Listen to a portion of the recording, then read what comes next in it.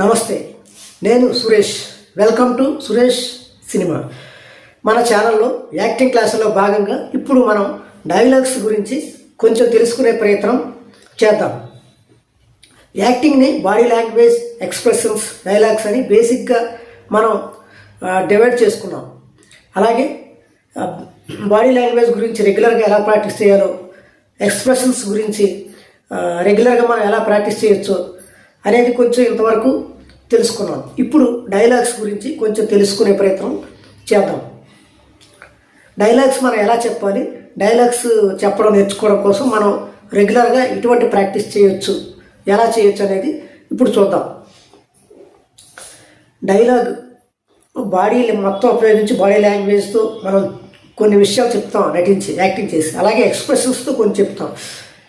ఈ body language ఎక్స్ప్రెషన్తో కాకుండా చెప్పలేని కొన్ని డైలాగ్స్ రూపంలో మనం చెప్పి యాక్టింగ్ అనేది చేస్తాం.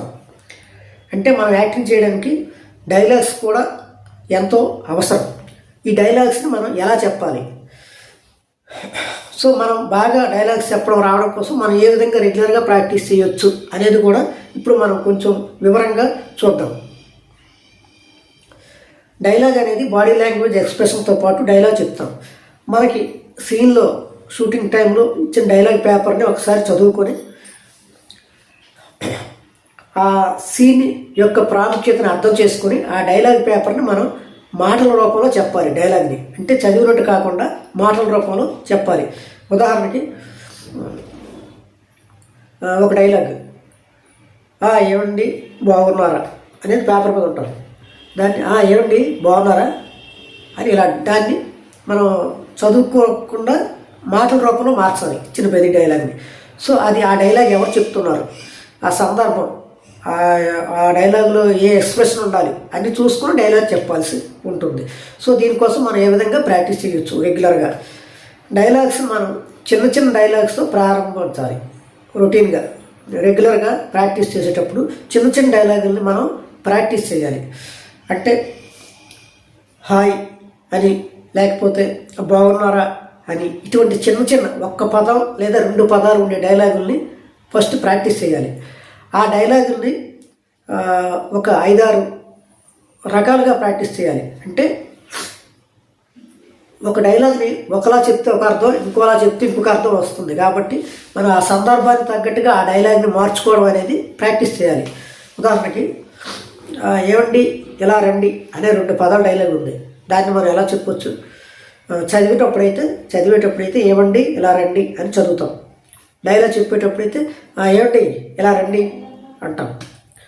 దాన్ని ఇంకో రకంగా ఏమండి ఇలా రండి, ఏమండి ఇలా రండి, ఇలా రకరకాలుగా మనం ఆ డైలాగ్ని దీన్న మాడ్యులేషన్ అని కూడా అంటారు. అంటే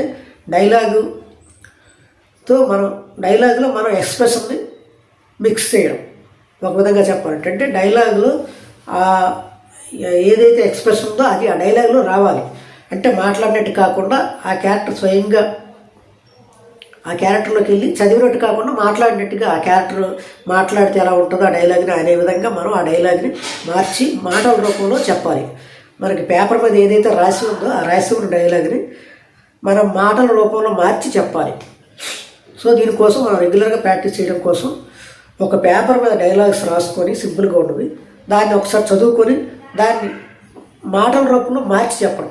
అంటే ఏమండి బాగున్నారా అని రాసుకున్న ఒక డైలాగ్ ఒకసారి చదువుకోవాలి. ఏమండి బాగున్నారా, ఏమండి బాగున్నారా చదవడం, ఏమండి బాగున్నారా ఇది మాటల రూపంలో చెప్పడం. ఇలా ప్రతి డైలాగ్ని మనం రాసుకొని చదువుకున్న దాన్ని మనం మాటల రూపంలో మార్చడం ప్రాక్టీస్ చేయాలి.